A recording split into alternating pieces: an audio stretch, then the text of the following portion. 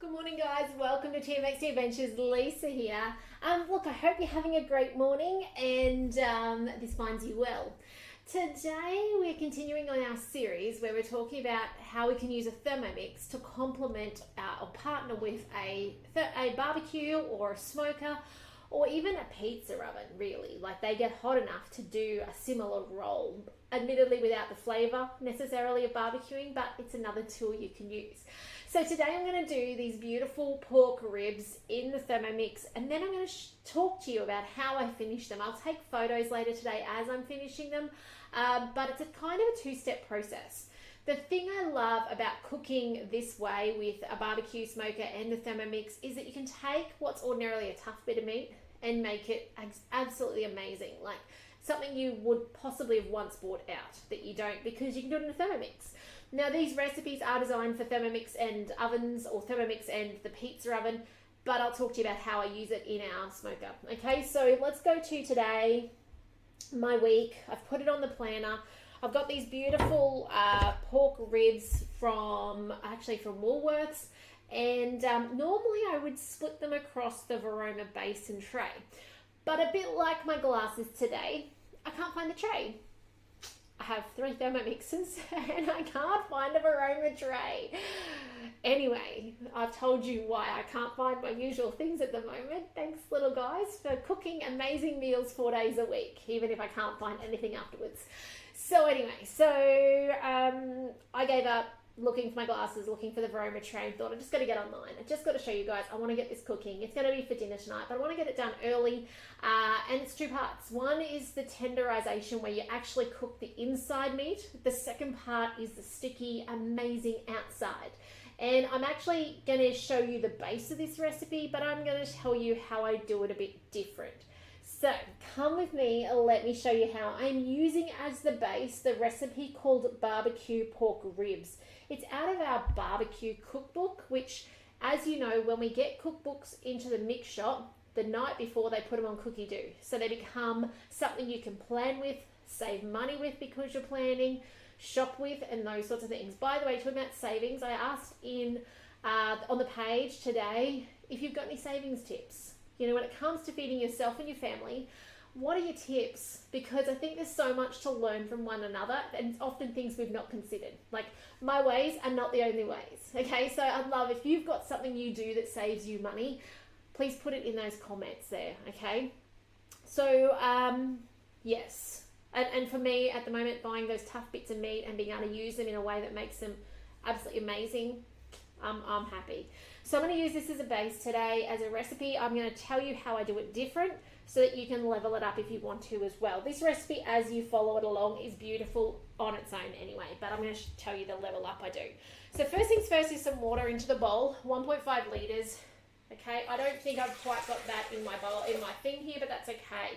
I'm confident enough with this recipe to actually know, sorry guys, hit the mic, that it's going to cook for a total of 1 hour, and for 1 hour of steaming, you need 1 litre of water. Did you guys know that tip?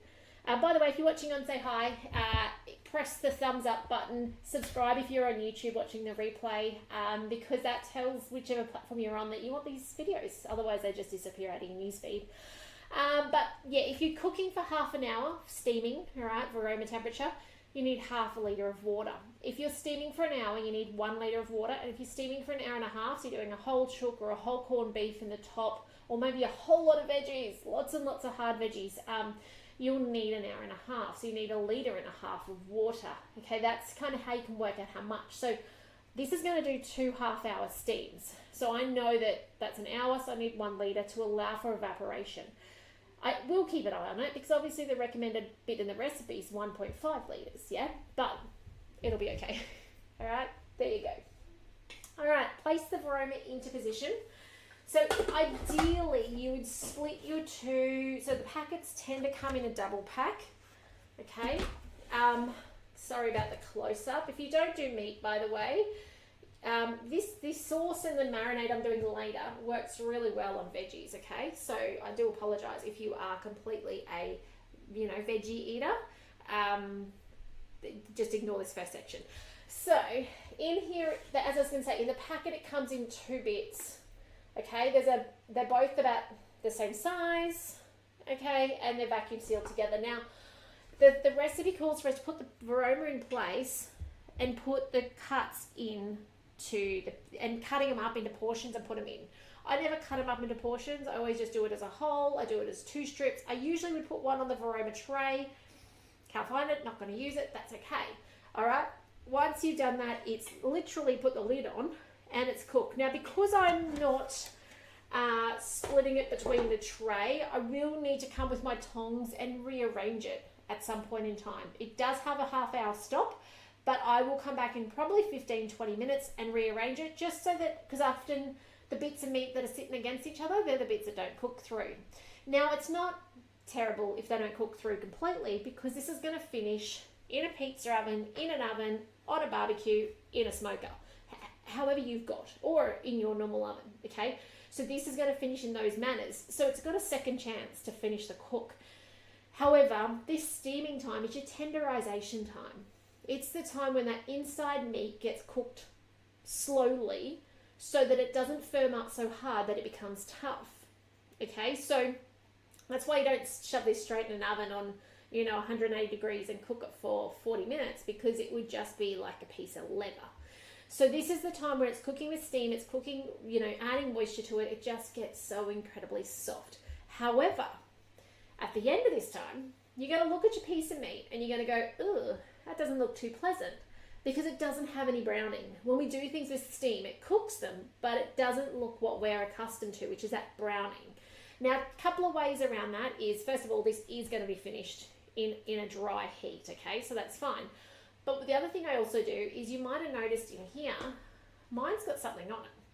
So in my blog that's coming out, hopefully today, I didn't get to it the other day like I hoped to, you're going to see a basic spice mix that you can do so much with.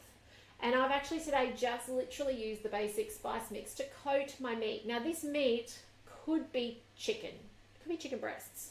It could be anything, drumsticks, lamb bits, anything, right? Lamb leg. It literally could be absolutely anything. It could be fish.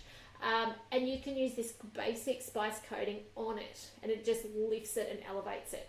So the original recipe today doesn't call for that, okay? It's a basis of paprika, garlic, onion, and salt and pepper.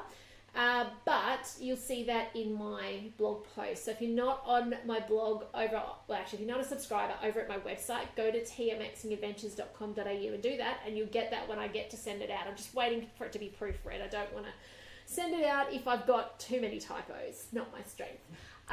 So what else can I tell you? All right, so once this step is done, this recipe goes on and it makes a beautiful sauce. Now, you guys would remember Monday, I made barbecue sauce, a big jar of barbecue sauce. Now you can see half of it is gone. My kids used it on pizza night on Sunday night. We have used it to marinate 2 whole chickens and cook them off in the smoker. It was used to, last night, so the kids are in charge of cooking a day a week. My second oldest made gluten-free wraps. We put some of the leftover chicken that was marinated in this. We put some beautiful cheese, and we put something else on there. Can't remember what, and he barbecued it. What was the third thing? There was something else in those wraps, and they were just amazing, and then just cut them up. Barbecued them flat. Okay, you could do it in a sandwich press if you prefer. So you can see there's not much of this left. So what's going to happen is, once this is cooked, it's going to get coated in this sauce instead of making the barbecue sauce that's on this recipe.